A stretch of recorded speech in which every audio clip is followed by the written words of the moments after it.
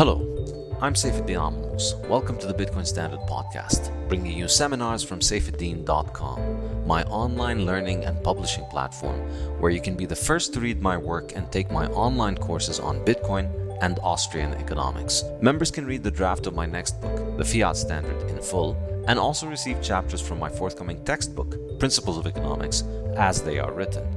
By joining Saifedean.com, you can also join our regular seminars which you hear on this podcast. The Bitcoin Standard Podcast is brought to you by BitMEX Spot, the new Bitcoin spot exchange coming very soon from BitMEX. Most of you have heard about BitMEX, one of the biggest Bitcoin companies which has been at the forefront of Bitcoin growth over the years and did a lot to help Bitcoin emerge victorious and immutable from the hard fork wars of 2015 to 2017, probably the biggest threat to Bitcoin to date. BitMEX are now rolling out new products and services, including a spot exchange and an online learning academy, and I'm very excited to be working with their new academy to prepare an introductory course on the economics of Bitcoin, utilizing top multimedia resources which will be made available for free online for the world to learn about Bitcoin. After having spoken to the BitMEX team about what's in store, I'm very impressed by all of the things that are coming for their users. There are a lot of new products in the pipeline and a lot of momentum for the team. Keep an eye on them. CoinBits. CoinBits is a great way to introduce your pre-coiner friends and family to Bitcoin. Get them set up in under a minute and help kickstart their journey by turning everyday spare change into Bitcoin. This Bitcoin-only app takes the uncertainty and fear out of Bitcoin saving by rounding up debit and credit card purchases to the nearest dollar, then using the difference to buy Bitcoin. Set it, forget it, and let the app automatically tax your high-time preference spending by saving the hardest money ever. Want to save in Bitcoin faster? Customers can multiply their roundups up to 10x or adjust their savings frequency for weekly or daily Bitcoin stacking. CoinBits is built on a sound, tried and true dollar cost averaging strategy that turns Bitcoin's volatility in your favor. Once you've gotten a private wallet set up, CoinBits encourages you to withdraw your Bitcoin to your own private wallet and embrace the Bitcoin Standard way of life. Start stacking on coinbitsapp.com and save your time and energy in the soundest money ever. So I told you guys I started working for Incrementum now on I'm working on the In Gold We Trust report.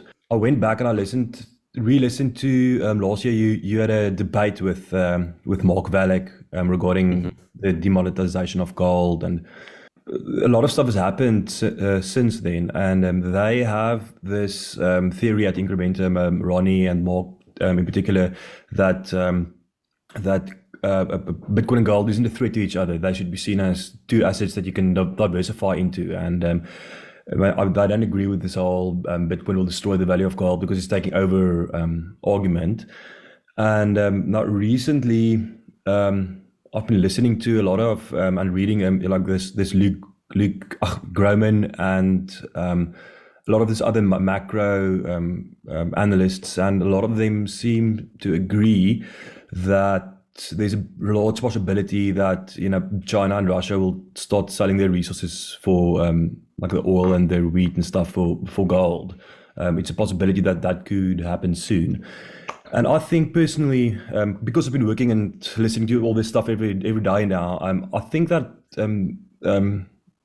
as long as we get off the dollar standard, the better dollar, that'll be great. And also then with gold and dollar and Bitcoin, and if it's now renminbi or the Russian currency coming into play, if that happens over the long run, with the Gresham's law and all that stuff, Bitcoin will just take that all over. So, I mean, it could be worth our whiles to, I almost want to say, punt gold in order for them to just start using that as a opposing currency to the dollar, and it'll give Bitcoin a chance to slip in the back, if you understand what I mean. Yeah, I was just thinking of the same thing. I thought maybe we could have an episode about this. I was reading a very interesting article that was just, I think, published yesterday by Arthur Hayes, the CEO of BitMEX. And it has a very nice title. It's called Energy Cancelled. And it just says, the modern West has decided that they're going to cancel energy because, children or Ukraine or virus. I can't keep up with the current thing, but people are mad and they decided to cancel energy because that will fix everything, obviously. But I think it's a very interesting idea. It's fascinating to think about it. On the one hand, we have something that is really, for the first time since the end of the Soviet Union, we have the emergence of an independent alternative to the dollar system. So basically, from 1990 until 2022, we had unanimous. The whole planet was on the SWIFT system, except for Iran and North Korea and a few renegades that were basically isolated and in deep trouble. But the whole world was on the SWIFT network and on the U.S. Federal Reserve's full node. The whole world was using one full node, which was the U.S. Federal Reserve. And there was always this idea that this is kind of just a technical solution, that, the Federal Reserve is out there out of the goodness of its own heart, giving the rest of the planet basically running a node for all of us, because we are all unable to run our own node, and the US is providing us with this enormously valuable service that allows the rest of the world to trade. And that's basically the main topic of the Fiat standard, and I discussed the architecture of how this Fiat network works. But the underlying, the ugly underbelly of this network is that it's not just a technical solution. It's not something that's just a technical thing. It's a deeply political issue, and it's a deeply valuable economic asset to have, because it allows the US to basically first of all, export its inflation to the rest of the world, because they just keep printing dollars and the rest of the world has to keep taking on those dollars, because that's the only thing that you can use to pay. And secondly, it allows the US to impose its will by sanctioning others. And they've used this mainly against Iran and North Korea and a few other countries. But after 2014, they started using it to some extent against Russia and Russian banks. And now, in 2021 was really the kind of the canary in the gold mine, when, after the Taliban took over Afghanistan, the US just basically confiscated all of their reserves. And now the Afghanistani people are in a major financial crisis and major humanitarian crisis, because they lost all of their financial reserves, all of the money that they were using to settle trade with the rest of the world, which was held at the US Federal Reserve. It's now no longer theirs. And, it's a wonderful example of just how American politics is so hysterically stupid that 20 years later, they just decided, all right, well, we're going to give this money to 9/11 victims, even though Afghanistan likely had nothing to do with 9/11. But, especially the people that are alive today in Afghanistan, and this money was put there by the government that was installed by the US. But anyways, regardless of what we think about the politics and the implications of the political aspects of this, putting that aside and focusing on the economic implications, this is an enormously significant period, is an enormously significant development, because the US is basically saying, you only get to use our node if you do what we want, and if you don't do what we want, we take your toys and go away. And I really liked the way that Nick Carter framed it in an article for Coinbase the other day. He said this was basically a default.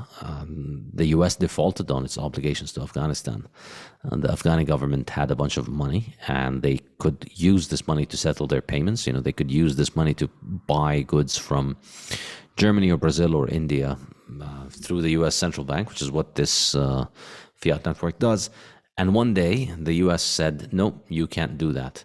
Now, you can argue whether the US is really defaulting. Obviously, the US is not defaulting because they don't have the money to pay this.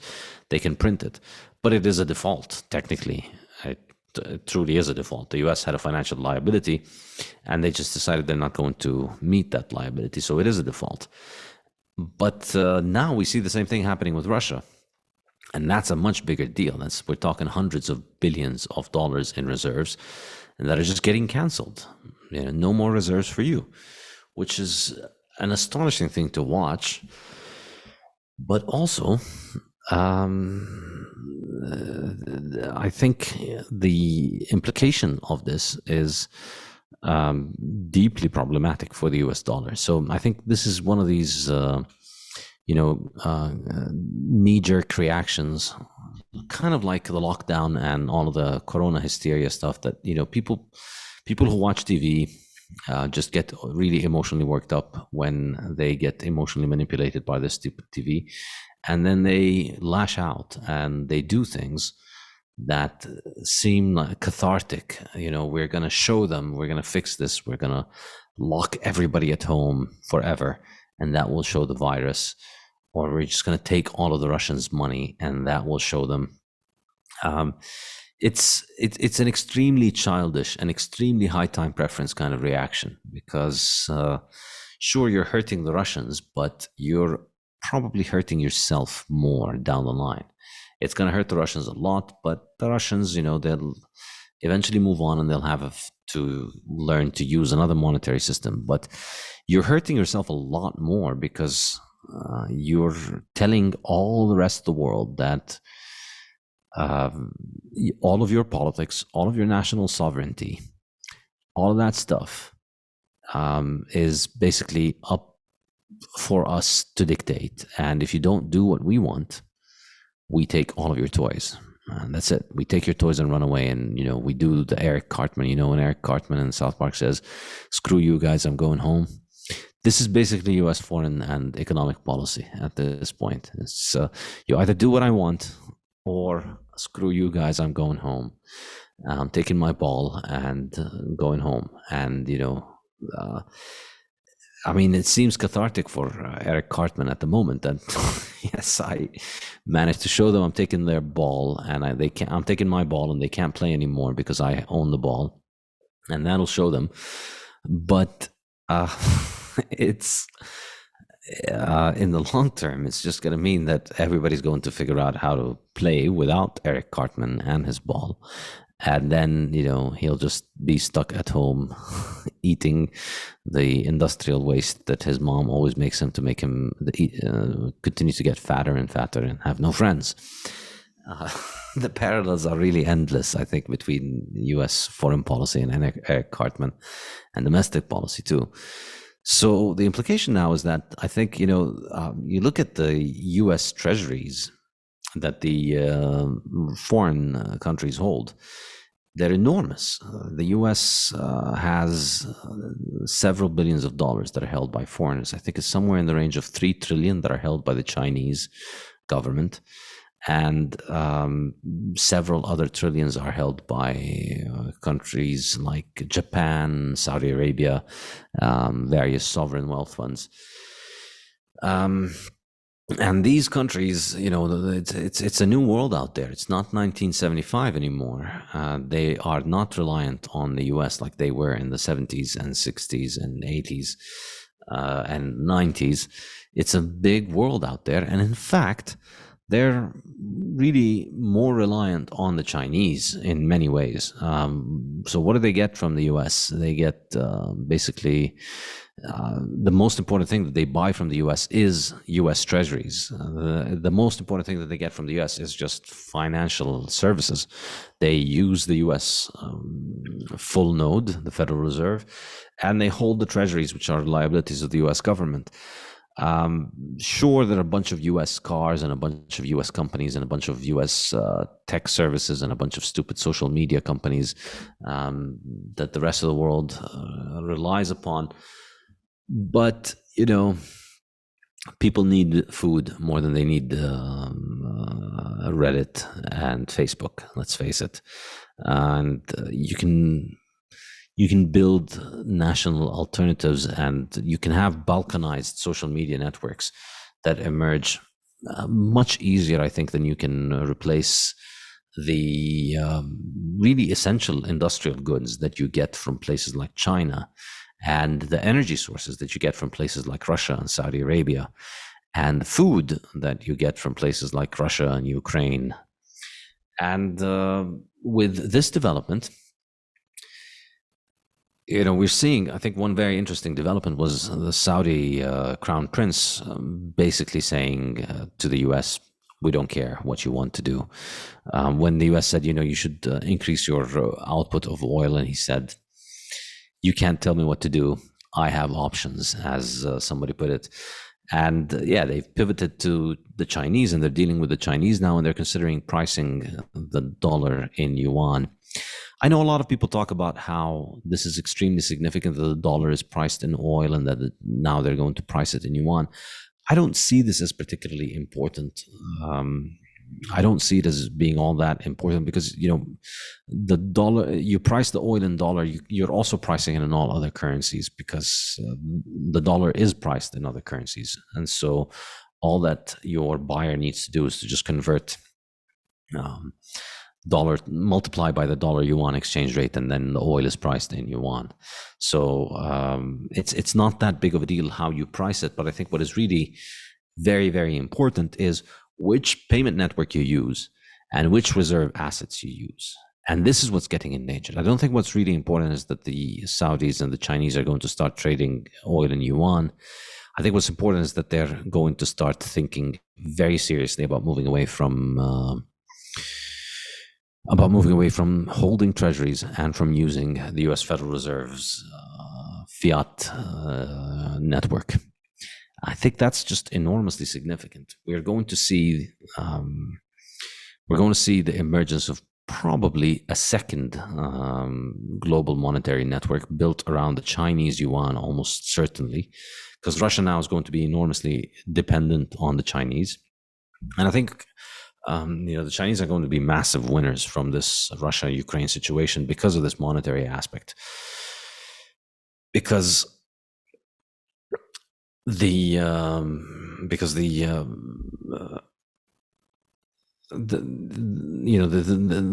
network effects are such that really the only one that can compete with the US is the Chinese. They have an enormous trade network all over the world. Everybody buys Chinese goods. Everybody needs Chinese goods. And Russia is now entirely dependent on China. It's their major trading partner. It's definitely going to be their major trading partner with all of these sanctions. And now, with all of the damage that's happening to the Russian economy, with all the bankruptcies and defaults that are going to take place, with all of the infrastructure that's going to be bankrupted, it's going to be an enormous opportunity for Chinese companies to come in and make massive investments in Russia. It's a very heavy price that Russia is paying. And again, I'm not getting into the geopolitics of whether this is correct or whether they should have done it or whether they shouldn't have done it. I'm just analyzing the economic implications. The economic implications are that Russia is going to pay a heavy price and China is going to benefit enormously from this, whichever way you look at it. So with the emergence of a second monetary network, it's very interesting how that's going to function. I think the initial idea, the initial thing we'll see is that it's going to lead to a reduction in demand for treasuries, and it's going to lead to a reduction in the use of the SWIFT network, most likely. I think many people are saying, well, we've heard these obituaries before, and I kind of sympathize. If you're a gold bug, and I was a gold bug before I was a Bitcoiner, we've been hearing this stuff basically every year. People like James Rickards or Mark Faber, they've repeated these kind of claims pretty much since 2000 or so. Every year, it's going to be the end of the dollar. Every year, the Chinese are going to start trading with the Russians and the Indians and the South Africans and the Brazilians. The BRICS are going to build their own monetary system, and they're going to start using their own currency, or they're going to introduce a gold standard, and that's going to be the end of the dollar. So, now it's getting a lot more attention, and I think, if I'm going to make the skeptical case, I'll say, if you're new to this rodeo, if this is your first rodeo, it sounds like, oh God, it's going to end. if you've been down the rabbit hole of monetary systems for a while, it sounds extremely familiar. The Chinese are always making noises about, we don't want to be holding treasuries and we want to move away from the dollar. And Putin has always made those noises. And the Iranians and many other countries have always made those noises. So there is perhaps a case to be made that ultimately network effects rule, and this is just going to suck enormously for the Russians. And it's going to cause a lot of problems for the Russians for as long as they continue this war, and as long as they continue this, and as long as the sanctions continue. But that the shelling point of using the biggest network is going to remain unchanged for the vast majority of people all over the world. And so, unless you're Russia and Iran, you're still going to be pretty much stuck on the biggest network, which is the US dollar.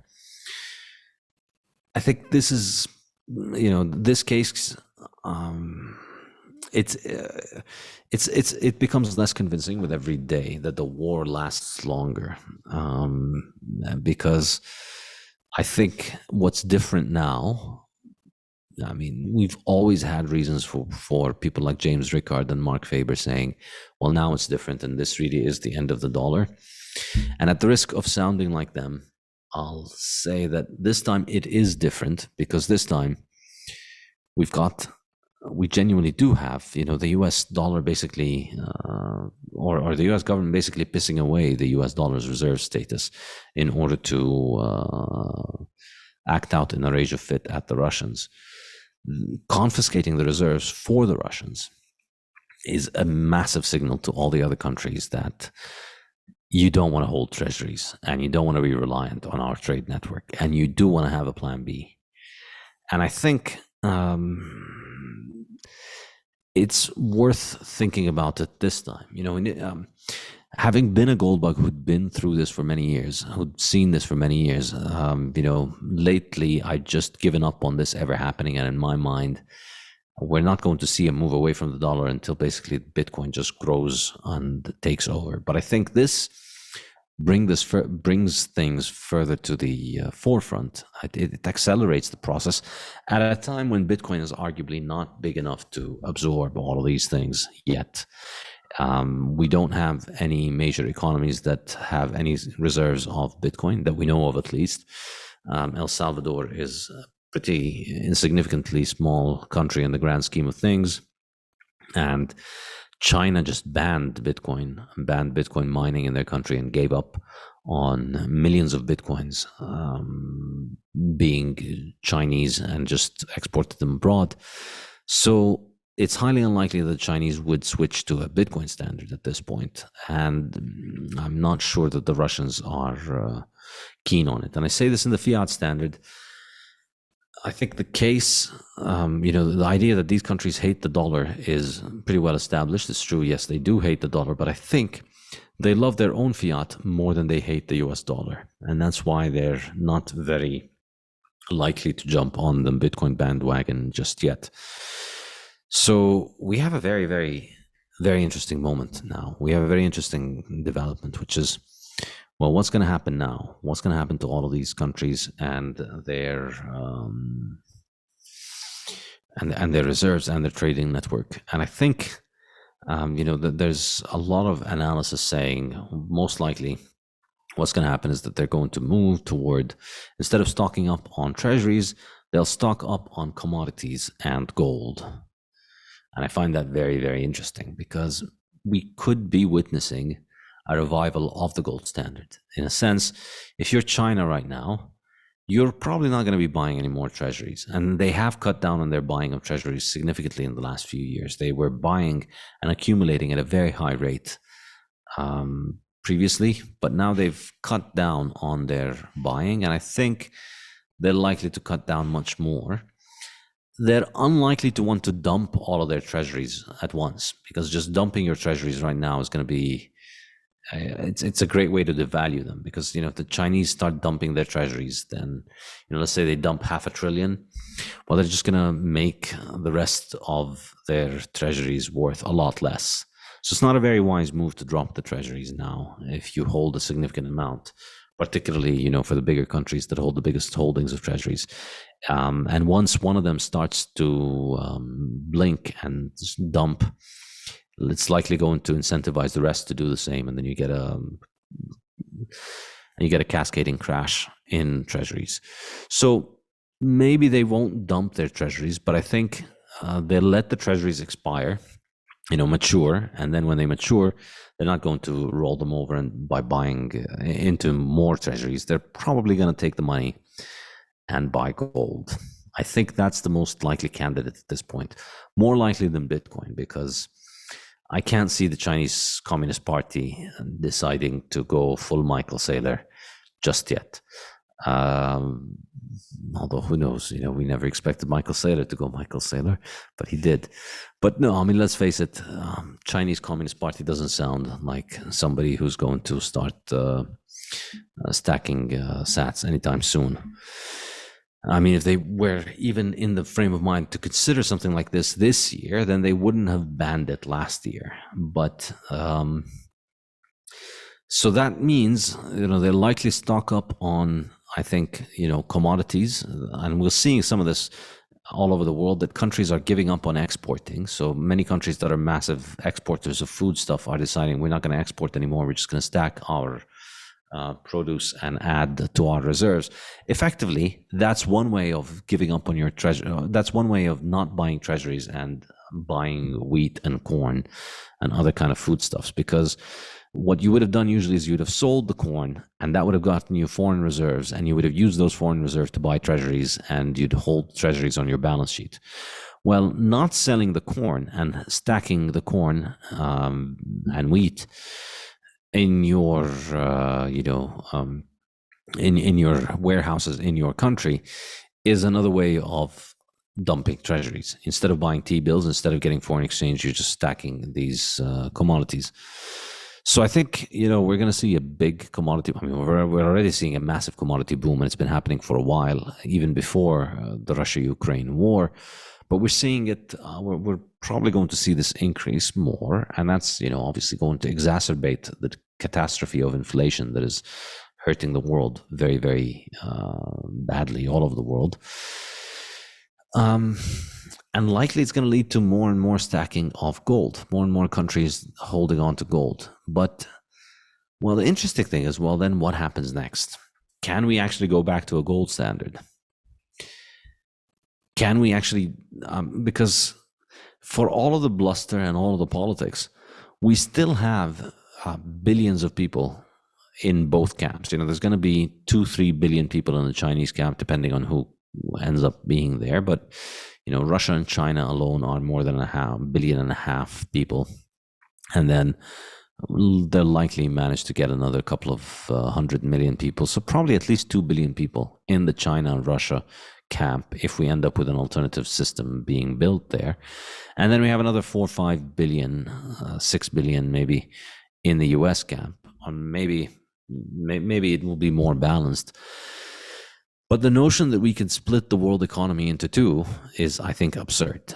Politicians might think that this is possible, particularly politicians in countries with an ex-communist history where they believe very strongly in the ability to centrally plan things. So, communist regimes might see this as an opportunity that,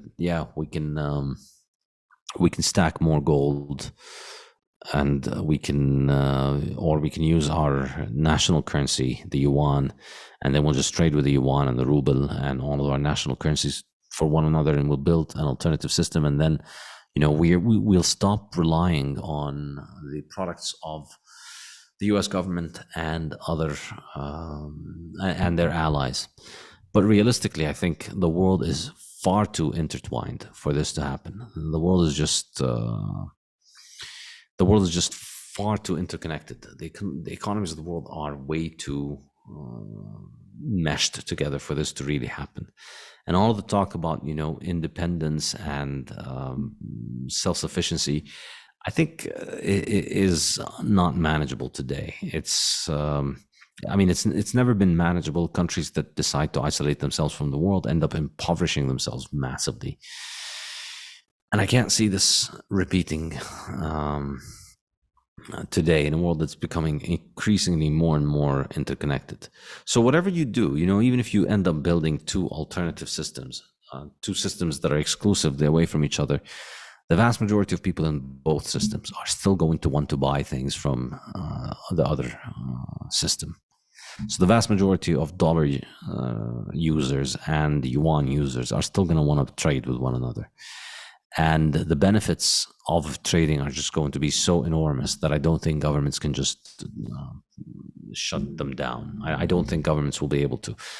I can't see the American government telling its people, all right, no more Chinese stuff. And I can't see the Chinese government telling its people, no more American stuff. And also no more selling stuff to the Americans. I think that would be absolutely devastating. So even though the central planners would like to have independent monetary systems, the central bankers might want to build this ideal world where they don't need to deal with the enemy central bank. Economic reality, I think, is going to compel them to do that.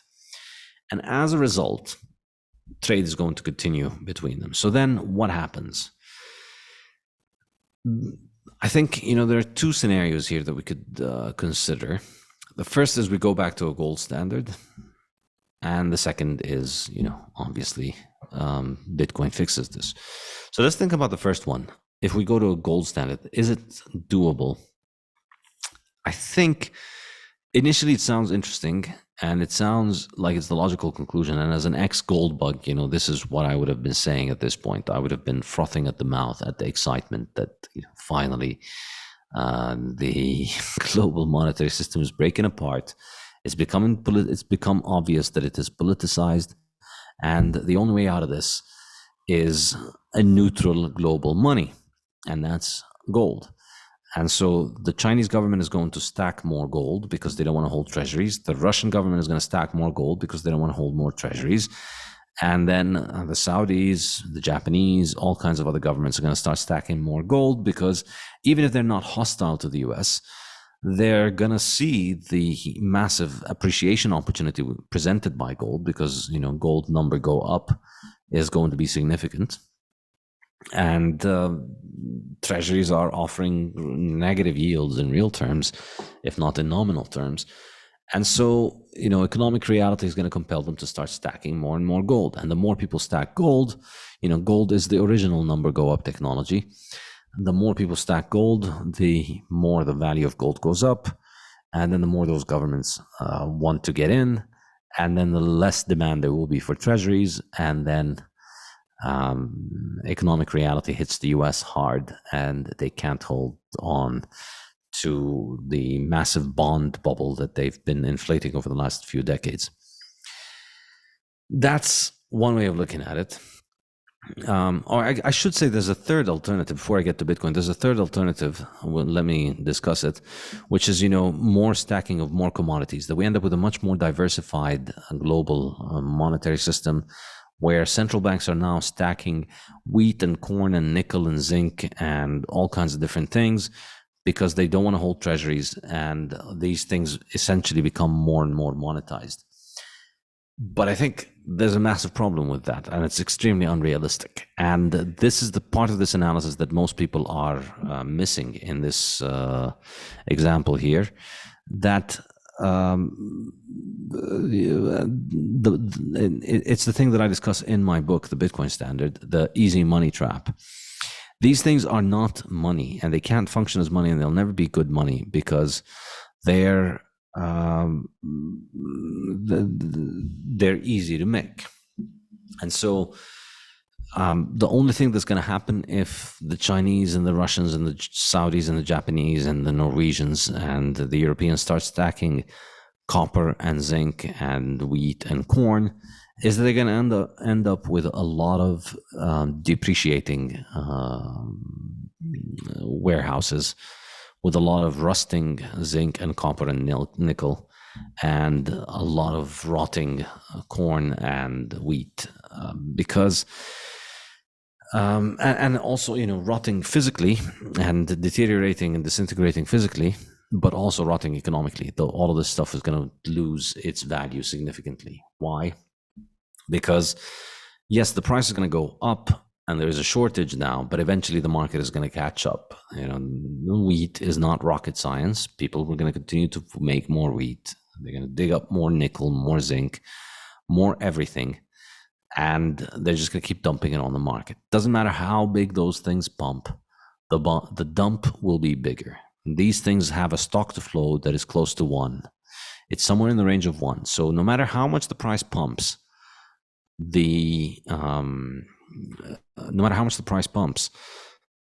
increased supply is going to bring the price down, and it's going to dump harder. So I don't know how long it'll take different governments to figure this out. I wish them best of luck reading the Bitcoin standard and figuring it out early, but most likely they're going to want to learn it the hard way, as governments always like to do. So expect to see a lot of warehouses fill up with foodstuffs that are going to feed the rats, basically, and drop in price significantly as production picks up. So eventually this is not going to be a winning strategy. If you're looking for an alternative to the dollar is still infinitely better than wheat and corn and zinc and copper and nickel and all these things, because there's no limit on how much these things can be produced. It may be true for the dollar, but it's even more true for nickel and zinc and copper, because these things can be produced in enormous quantities all the time. So I don't see that happening with all of these commodities. I don't see and some people are discussing maybe we're going to get a global monetary system built around commodities, that you'll have a Russian, Chinese currency basket say a new currency that is based around commodities. And this is a common idea that comes up during moments of monetary turmoil. And none other than our old friend Friedrich Hayek has actually made this point repeatedly. When he discussed the denationalization of money, he said maybe what we should have is a form of money that is backed by all these different market commodities, where a government authority or a free market authority, he says it would be a free market authority, is going to try and make the price of the money, or the value of money, be fixed in terms of these market goods. And again, I think this is a horrific idea, and it's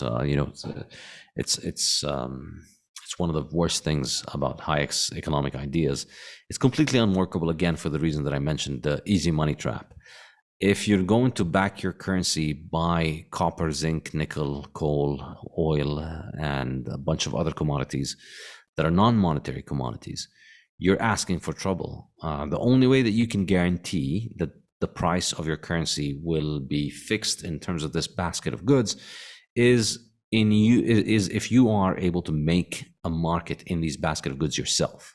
So you need to hold on to these goods, and you need to make a market in them where you tell people the price of copper is always going to be X in my currency, and I'm going to hold a shit ton of copper, and I'm going to buy more copper if the price of copper drops, and I'm going to sell from my copper if the price of copper declines.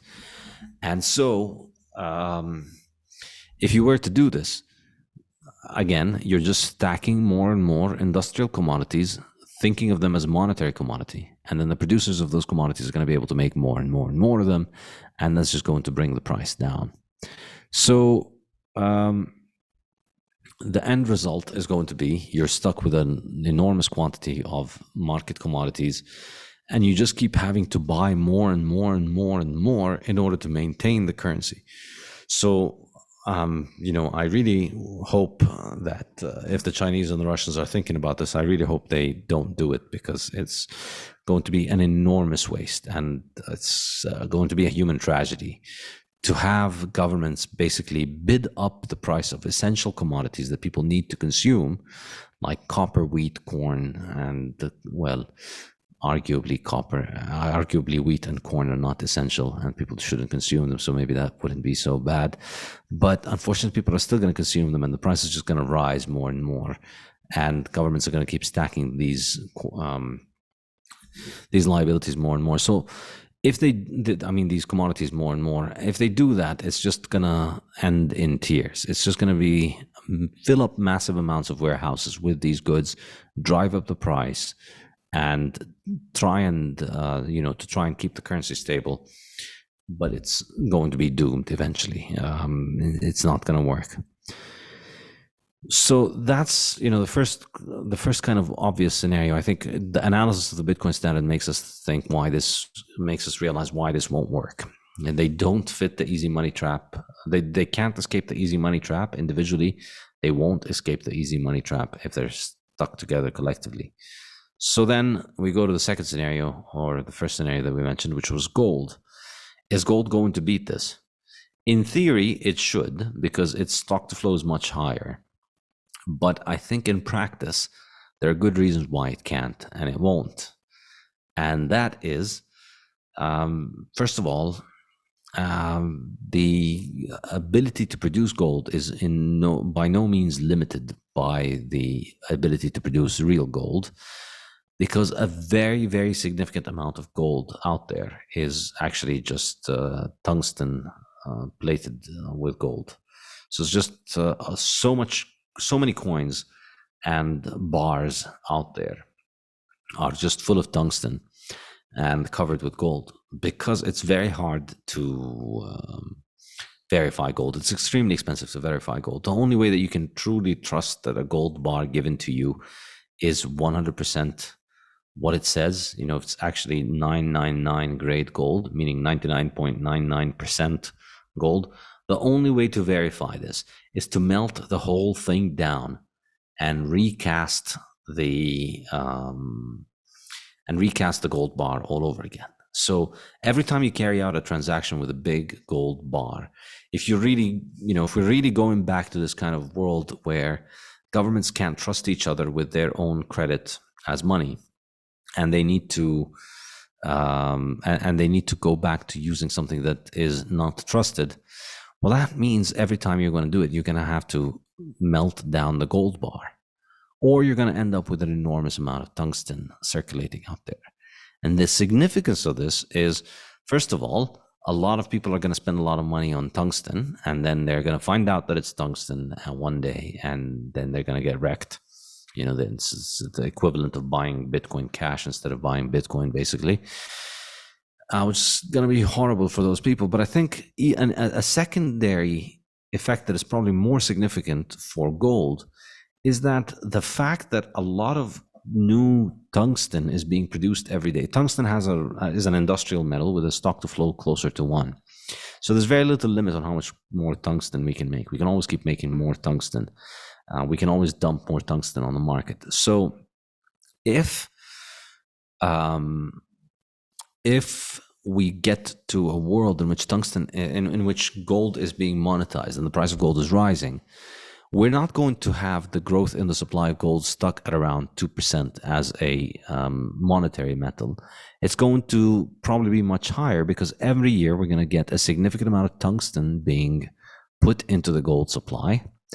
And then every year we're going to be getting a significant amount of tungsten being discovered as part of the gold supply and then being taken out of it. So what does this look like? Does this look like a monetary metal? No. It's back to being an industrial metal. It's an industrial metal because it gets consumed. The supply of gold is supplemented with tungsten.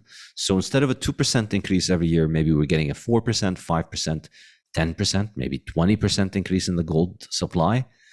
And then that's not piling up in a way that's increasing the stockpile and then bringing the stock to flow ratio down.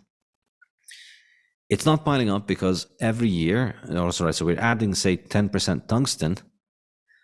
But then on the other side, there's another 5 or 10% of the existing gold that's basically being destroyed and taken out of the supply because people are discovering that their gold coins are actually full of tungsten. And so then, the gold coin is 90% tungsten. So That's 90% of the gold coin thrown out of the money supply, and the gold is the gold supply is reduced again. So that shifts the dynamic of how the gold market works from a monetary metal back to an industrial metal. And I genuinely think this is a very important reason why gold has been demonetized, on top of just government banning it from playing its monetary role. The fact that it's so expensive to verify and so expensive to figure out whether it's gold and tungsten means that basically we're in a world in which we're monetizing tungsten, and tungsten is just another shitcoin. It's just another industrial metal. The supply keeps increasing, and gold is, it's more accurate to think of it as we can't have a gold standard. We can have a gold tungsten standard, and the gold tungsten standard has a stock to flow ratio that is much lower than that of gold, because of the consumption of tungsten that gets found out and gets thrown out, and because of the new tungsten that gets added in. So more likely, the supply of gold, the stock to flow ratio for gold is not 50, 60, or 70 as it has been historically. More likely, it is closer to, who knows, 30, 20, 10, maybe even 5. Maybe we're getting a 20% increase every year in the stockpile, and then we're getting another 15% being wiped out as tungsten gets discovered. So we're getting something like a 5% increase or a 20% increase, so a stock to flow ratio of 5. That, in my mind, is going to be the biggest impediment for the monetization of gold, but not the only one. The second one is that the market for gold is not very different from the market for treasuries. It's tempting to think of gold as nobody's liability. It's tempting to think of it as being very different from treasuries, because treasuries, it's credit. And there was a very interesting paper that everybody's been discussing by an analyst for Credit Suisse named Zoltan Postwar, who distinguishes between inside money and outside money, and inside money being basically money that is somebody else's liability, like dollars and treasuries, and outside money being money that is nobody's liability, that is like gold. And I think the framework is correct, and as a gold bug, it's something that I used to think of and repeat for a very long time. But I don't think gold fits the bill, really, because realistically, gold is gold's settlement and clearance and trade relies on an insider network. It relies on a bunch of people fulfilling their liabilities and obligations. You can't really just move physical gold around every time you trade with somebody. You can't send a gold coin every time if you're a Chinese supplier and you're selling to your clients in the US. They're not going to find a way to ship you 3 gold coins from the US to China. It's just not going to work that way. They're going to have to centralize their gold holdings at a gold bank in the US, and you're going to have to centralize your gold holdings at a Chinese gold bank in China, both of whom are going to have to deal with a central gold bank, that are both going to have to deal with one another and settle trades with one another, because they can't keep lugging around coins for every single individual transaction and verifying them. You're not going to have the Chinese supplier, every time they get an order from the US and they receive, say, 5 ounces of gold or half a kilogram of gold, they're not going to be shipping the actual gold from the recipient of the goods to the exporter of the goods, and the exporter is going to independently verify them and melt them down. That's just extremely inconvenient and expensive. So in reality, with gold, it's going to go back to being, it's going to end up having to be inside money. It really doesn't solve the apolitical problem that treasuries pose. It's still going to be the US government that is vouching for the quality of the gold. And, those are the same people that are selling you the treasury bonds. Those are the same people that are selling you bonds with negative interest rates. So what do you expect? They're not going to, Executive Order 6102, all the gold confiscation that has happened, all the opacity of the gold market and the inability of outsiders to verify what is going on there is, I think, not something that can just be wished away. I don't think that we're going to be able to move to a gold standard with these problems, with the scale of global trade that we have today and the amount of international trade that we have today. So that is, I think, the case against gold. And let me be clear here. I think, there is a bullish case for gold here, and gold may well hit $10,000, maybe even more than that. It might well go up significantly, and we might well see significant amount of reserve accumulation by central banks. We might see the Chinese and the Russians and all kinds of central banks all over the world stack enormous amounts of gold, and we might see the price of gold shoot up significantly. But I think ultimately it's going to be a false dawn. It's a lot of gold bugs are going to get their hopes up and they're going to get really excited, but I think eventually they're going to have their hopes dashed again because of the two reasons that I mentioned. It's very expensive to move it around, and it's very expensive to verify it. And as a result, you're going to end up with basically fiat gold, and you're going to end up with centralized mechanisms for clearing and moving gold around. And you're going to end up with the price of gold likely crashing with all of the fake gold that's being dumped, and with all of the manipulation that gold market makers can bring onto the market, because if they're the ones that are able, if you cannot run your own gold node, and that's to use Bitcoin terminology, if you're unable to run your own gold node, if you're unable to verify the transactions that you receive on your own node every time that you move gold around, and if you're unable to settle and trade gold internationally on your own, if your government tells you, hey, we're going to take away your gold, and you have no way of sending it, of just clicking a button and sending it to your Chinese supplier, you're just not going to make it.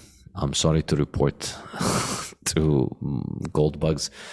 These are the fatal flaws that have stopped gold from being the money of the 20th century, and I think they are by no means solved. There's no cheap way of sending gold abroad, and there's no cheap way of verifying gold.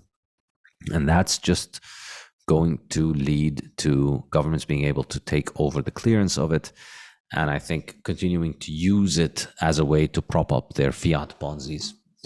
So you'll stack a lot of gold, but it's going to be the central banks of the world that are going to be in charge of your gold's monetary clearance. They're not going to let you have a free market bank in gold. They're not going to allow an international, independent, apolitical mechanism for the settlement and verification of gold to emerge that is able to perform this legally, cheaply, and without having to rely on the authority of fiat authorities. And that, of course, brings us to the conclusion of every single seminar we have here, which is that, guess what fixes this? Let's take a wild guess. Anyone? Bitcoin. Yes, exactly, Bitcoin. But before we move to that, Stefano's asking a question, saying, thought that tungsten is quite easy to detect using commonly available machine or even a simple magnet. Isn't that so? No. It's possible to detect it with coins, like with small coins. You can check. There are machines that can detect, and they're expensive machines, and they can detect, but only with gold that is not thick. There's a specific, I think, limit on the thickness of the gold that you can detect. But in the case of the gold bar, there's no. So way you're talking about the big bars that you need to hold in order to have large quantities of gold, not the individual coins. Okay. And if you're going to have an international settlement, sure, no, that makes sense. I was thinking about from the perspective of an individual. If you have 100 coins, that's a lot of money, but that doesn't apply to an institution or a government, of course. It's a lot of money. The coins are a lot of money. They can be a lot of money. You can have, a kilogram of gold is about the size of your iPhone. And that's something in the range of, I think, what is it now? Maybe $50,000-$60,000. 30 ounces, yeah. Something like $60,000. Yeah, it's $60,000, yeah. So that's pretty significant value in a small amount of volume, but it's extremely inconvenient and unworkable to have a settlement network built around these. Like you can't just keep shipping around small iPhones. Yeah, I was thinking about the verification process, if I understand. When I went to buy a few gold coins, maybe a year ago, not too many, but I bought some. The dealer has a machine where you can basically put a gold coin on top of it. You can buy the machine. It's maybe $1,000, right? It's not cheap, but it's not outrageously expensive if you have. But it's much more expensive than a Bitcoin node. Yes, that's for sure. That's for sure. Yes. Okay, I understand. Thank you, Saif. Yeah, and the other thing is that the Bitcoin node can verify a $10 billion transaction. You can send a million Bitcoins. Absolutely. And it'll verify them, just like it can verify 1 cent or 1 Satoshi transaction. Whereas the spectrometer, I think, is what those machines are usually called. Yeah, it's a spectrometer. Yeah, is only for. But also, I read. I haven't tried it yet. But also a strong magnet. I mean, you can buy a small magnet, which is quite powerful. If it's pure gold, it will just not attach to it. If it's tungsten, that's what I read. I haven't had a chance to try it because I cannot get my hands on a tungsten coin, which I'm trying to do. If it's tungsten, supposedly it's probably touches you probably have got your hand on the tungsten coin, I think. The ones I have, I checked all of them. This seems to be fine. Okay. Okay. No, but the problem is so pervasive, and this is kind of after becoming a Bitcoiner and thinking less emotionally about gold. Like you go to Alibaba, I think that's the name of the big Chinese website. Yeah. You can go to Alibaba and you can buy tungsten coins coated with gold, and you can buy them at a fraction. And like it's there, they make them to be exactly the same weight as the famous, say, the Canadian maple leaf or the U.S. eagles or the English sovereigns. You can buy one of these. It's gold plated and it's filled with tungsten. You can buy it on Alibaba just regularly. So it's highly likely that if you buy gold coins that you've shitcoined with some tungsten. I think it's far more common than people would like to believe, unfortunately. And then, of course, the real issue is the big bars. And there's a lot of opacity about how the big bars function. And I discussed this in detail in the Fiat standard. So in the Fiat standard, when I explained the emergence of Fiat, and this was like, me changing my mind as a gold bug happened after I started to study Fiat critically. And the key concept that I mentioned is the salability across space and the difficulty of verifying gold. And so the thing is that the only way that you can send large quantities of gold worldwide and use it as a financial settlement and use it as collateral and use it as a part of a financial network is to use gold in the LBMA, the London Bullion Market Association.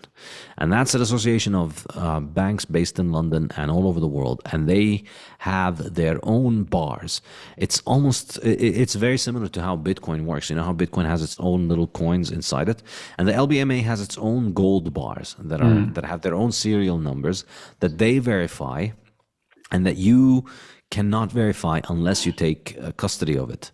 And so, you buy a gold bar, and a gold bar, one of these, the big gold bars that are used for settlement, they're called the good delivery gold bars.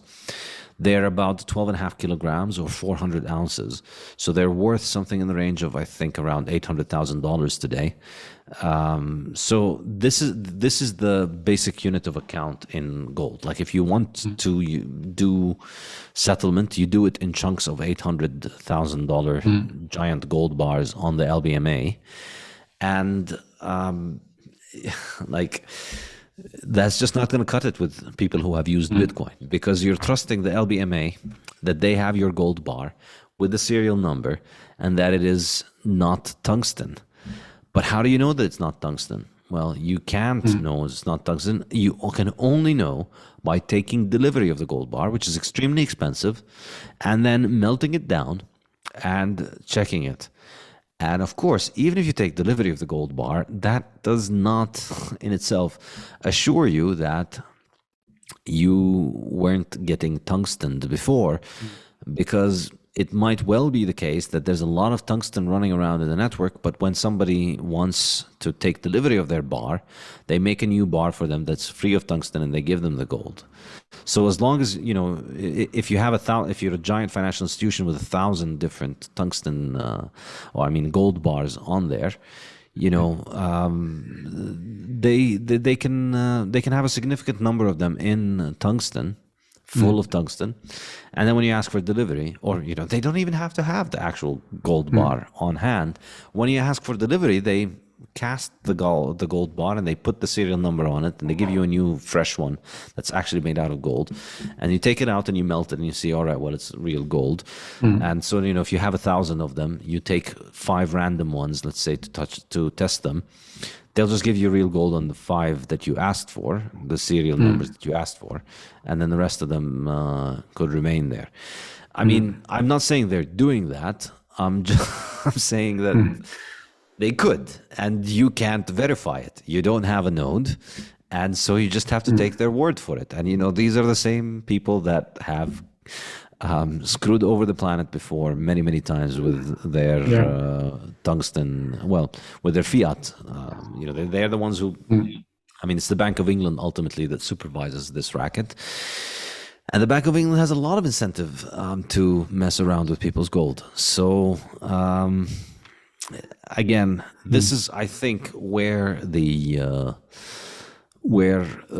new gold standard fails, where I don't think it can work out. And I think most people are obviously not going to believe this. Most people don't think in these terms. Most people don't understand the concept of stock to flow. Most people don't understand the importance of running your own node, and they don't understand the importance of verifying. And most people believe everything that's on their TV. Most people have spent the last 2 years locked up at home in order to protect themselves from respiratory illnesses and eating junk and seed oils. So I think, but again, this is economic reality. As I say in the book, it's not optional.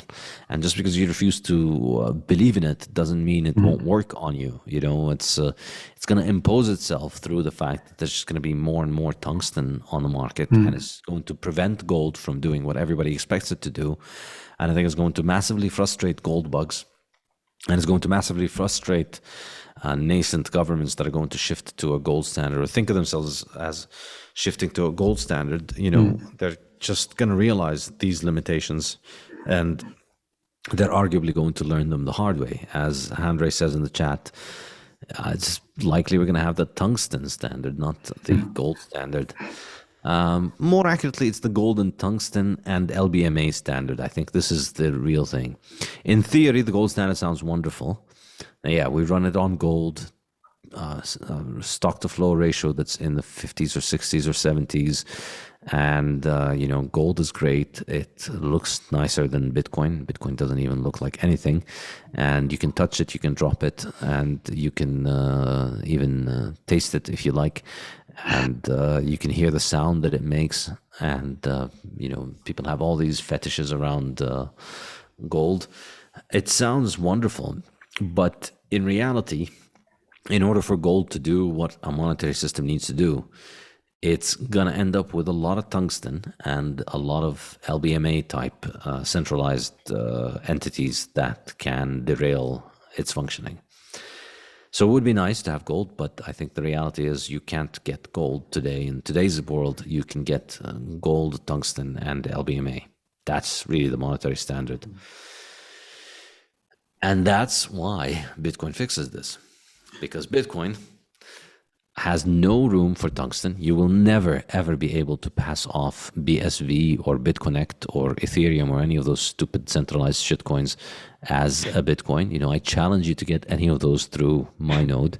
Good luck. There is nothing you need to do, you can do to do that. And the cost for anybody to run their own node is a few $dozen or a few $100. I mean, some people complain about, well, I don't want to spend a few $100 on, building my own node. It's obviously much more expensive than, say, downloading PayPal or Venmo on your computer, but it's not equivalent to downloading PayPal and Venmo. It's equivalent to being a member of the LBMA. And so to be a member of the LBMA today, you basically kind of have to win a world war and defeat the US Army and prevent the US government from imposing things on you. That's the equivalent of running a node on Bitcoin. If you want to run a full fiat node, you need to defeat the US Army. Good luck with that one. If you want to run a Bitcoin node, $100, $200, $500 if you get a ready-made neat solution that's independent of your computer, and that you can it's plug and play, and you can get it from Nodal or Umbrel or any of these makers. So it's likely that we're going to end up with a lot more full nodes on Bitcoin than gold. We already do. I mean, there's really only one full gold node, but there are tens of thousands of Bitcoin full nodes. And they can verify Bitcoin very cheaply, and they protect the sanctity of the supply. They protect the integrity of the stock to flow ratio. There's no way to increase and inflate the supply with fake shit coins. And there's no way to, arguably, there's really very, very, very little that governments can do to stop the settlement of gold. It's settlement of Bitcoin. It's very easy to shut down the settlement of gold. You go to the gold businesses and you tell them you can't send gold abroad anymore. And then, we hear stories a lot in a lot of countries where people smuggle gold using all kinds of extremely creative and extremely disgusting use of parts of their anatomy that really should not be used as monetary infrastructure. Should be used, for defecation, but they end up being an integral part of the gold tungsten standard.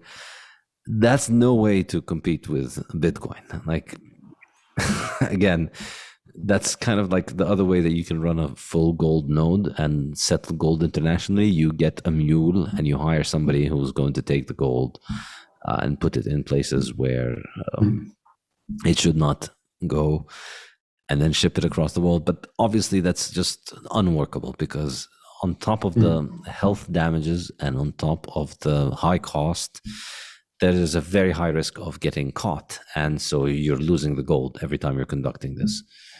So I can't really see this picking up. I can't really see this taking off. The world is far too advanced industrially. A few hundred years ago, it was very hard for people to make gold. And so there were a few gold makers and it was easier to verify. But now, industry is so cheap. You can order the fake coins off of Alibaba and they'll be delivered to you. And you can't use mail for settlement. You can't use government infrastructure. You can't use banks. Government's going to shut down all of these things. So I think gold might pump. It might go up significantly.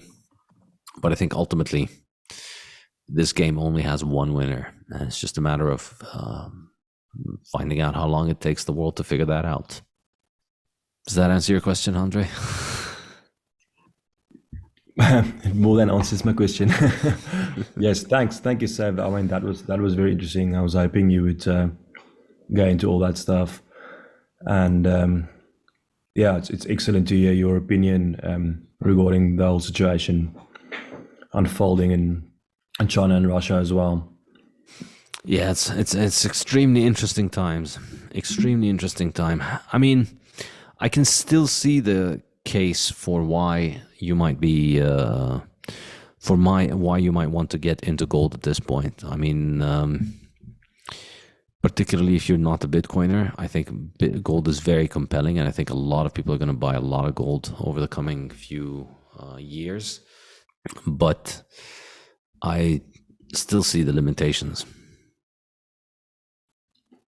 Yeah, but for a more risk-averse type of investor, I mean, a gold with Bitcoin or a combination of the two might be an excellent choice of investment coming for the next 5 or 10 years, rather than bonds or stocks or whatever. Perhaps. I mean, I think it's a matter of degrees of conviction in Bitcoin, perhaps. That's really the issue. Like, I think the reason it makes sense for most people to have a gold allocation rather than a Bitcoin allocation, or a gold allocation next to a Bitcoin allocation, is primarily probably down to the fact that they don't have enough understanding of Bitcoin and enough conviction in it. But I guess, I mean, having said that, no, I think I'll make the I'll end this with making the kind of the steelman case for gold is even for somebody who's very familiar with Bitcoin's robustness and Bitcoin's resistance to attack. I'll still say that even though governments probably won't be able to kill Bitcoin, I think that they can't kill it. I think it is not entirely out of the question that we witness a global crackdown on Bitcoin similar to what happened in China. And if China did that, I think, if they can manufacture an international consensus around Bitcoin policy similar to what they managed to do with the voodoo pseudoscience of lockdowns and virus hysteria. I mean, in 2 years ago, February 2020, most people looking at what was going on in China, most people were astonished. Like, how can the Chinese do this? They're just locking down an entire city. Oh my God, this is just horrible. What a totalitarian regime. And within a few weeks, we saw, everywhere from New York to Italy to Peru and to South Africa and all over the world, all kinds of political systems were all going along with this.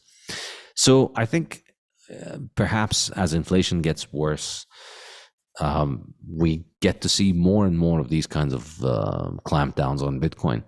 And the China clampdown took us from a price of 64 down to 28 or 29, about a 55% drop. The price recovered later, but then it crashed again. We could see something like that. We could see another major big drop. We could even go below the 2017 high. Maybe we go below 17,000, 19,000.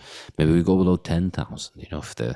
If there's a global coordinated ban on mining in the EU and in the US and in a lot of regions in the world, that's going to be a lot of Bitcoin miners who need to sell a lot of their Bitcoins, and that's going to lead to a lot of price crashes. So given the bullish scenario for gold that I mentioned, and given this tail risk for Bitcoin, probably makes sense to have some. I can see how most people would see the case for holding some gold. That's the steelman case. But I would say, in my initial analysis, that in the long run, I think it's there's only going to be one winner, and it's going to be the fastest horse that wins, or really the hardest money, as we always like to say here. I'm still probably not going to sell some of my Bitcoin and buy gold. I might, if I get some more savings, I might buy some gold with it in the future. But I'm not sure if that completely convincing enough. I personally still think that the chances of that of a worldwide Bitcoin ban is very low. I mean, if someone bans it, another country will, or other countries will embrace it, and it'll be a competition. It's my personal opinion of how something like that would play out. Yeah, I obviously agree, but I think in the meantime, that there could be significant downside to the price. But I think in the long term, the upside potential for Bitcoin has just gotten massively, massively improved. Incidentally, obviously, after the war broke out, there was a lot of fiaters and no coiners going on about how, well, here we go, Bitcoin's use case has been disproved. We have a war breakout, and you look at Bitcoin, it went down 10% or 15% or whatever it was. And so clearly Bitcoin doesn't work, and as a way to diversify and as a hedge and as a store of value, because this is the time when you would expect it to do well. And I remember the day the war broke out, the gold bugs were so jubilant because for the first few hours, gold spiked and Bitcoin crashed. And this is something that, all of these people had been waiting for so long.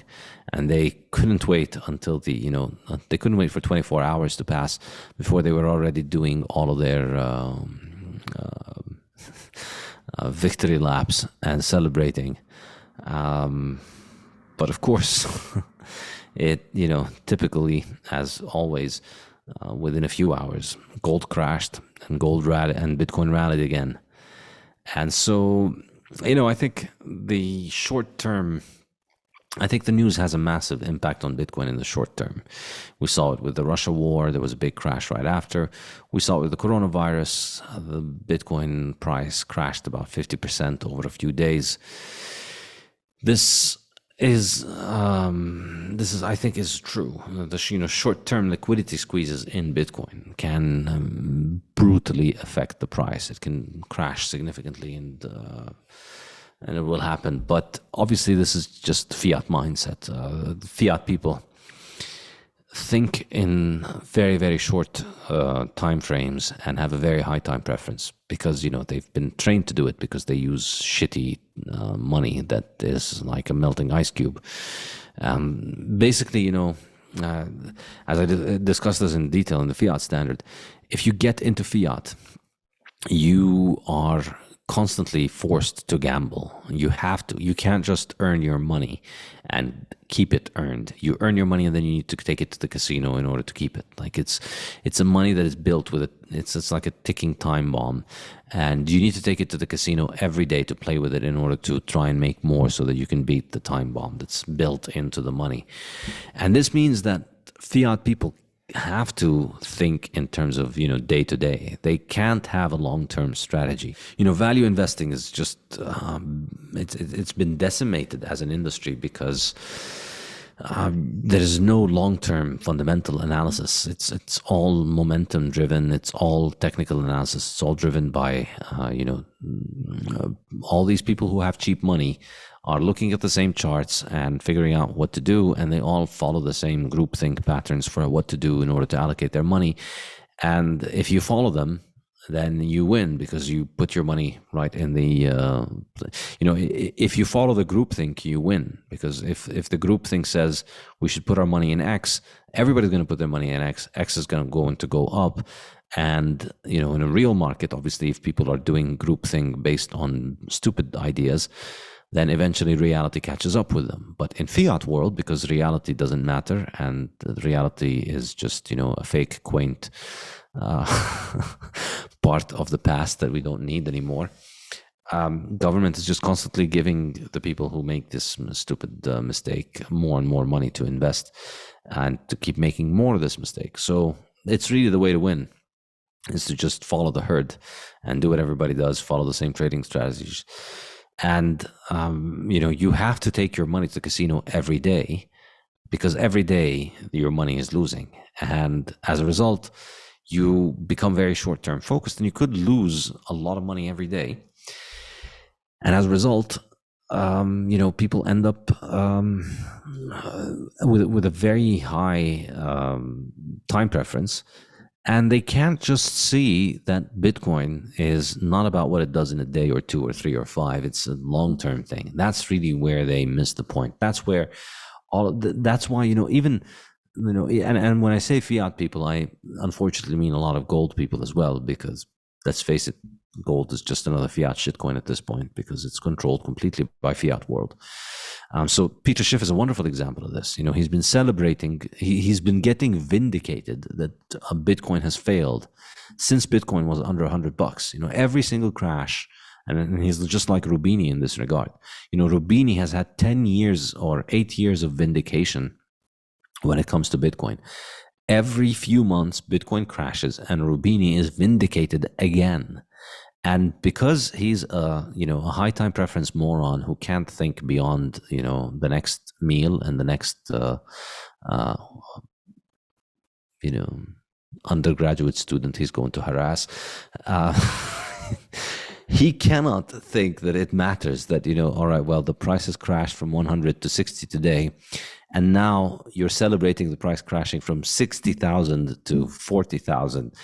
It doesn't register in his brain that in those 10 years, the price has gone up 1,000-fold. You celebrated down to, the earliest time he celebrated Bitcoin crash was down to 58. So it's almost 1,000-fold higher. Doesn't register. He doesn't see that he's lost the war. He's been completely routed in a war. He only sees the insignificant, tiny little battles all along the way that he won, because he's just so myopic, so short-sighted that he can't see the bigger picture, that you've been losing this war 1,000 times. Like there isn't enough money in the world to keep feeding you today if you had actually put your money behind your words. The whole planet could have been bankrupted if they had kept giving you money to bet on your bets. Doesn't matter, doesn't register, because he only sees all of these tiny little crashes along the way as his vindication. And so you see this with everybody. It's not just Schiff and Rubini, it's also Taleb. It's also, the other day, David Rosenberg was also doing this. And he went on gloating about how Bitcoin failed as a store of value and as a hedge. And again, none of these people can think at a 5-year time scale. And it makes sense, because they work in the fiat world. You can't just sit on your money for 5 years in fiat world. Like, you can't just go and say, all right, I'm just going to buy these stocks and I'm going to wait 5 years. It doesn't really work. You have to actively manage it. You have to figure out what is going on in the world. You have to follow tech trends. You have to follow monetary policy in all of the world's major central banks.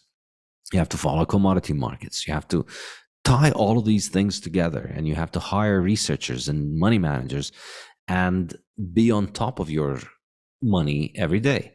And really, only Bitcoin allows you to break out of this rat race, really, this financial rat race. Only Bitcoin. You know that 5 years from now, the daily production of Bitcoin is going to be half of what it is today. And with very high degree of certainty that Bitcoin is going to continue to be working 5 years from now. And so almost certainly there's going to be more demand 5 years from now, and there's going to be less marginal supply.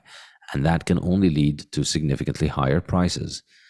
And so you can think in the long term. You can just keep stacking sats and forget about them and live your life. You can focus on being a good dentist and not have to worry about what the Chinese central bank is going to announce tomorrow. And you not have to spend hours every week parsing the tea leaves of Fed minutes.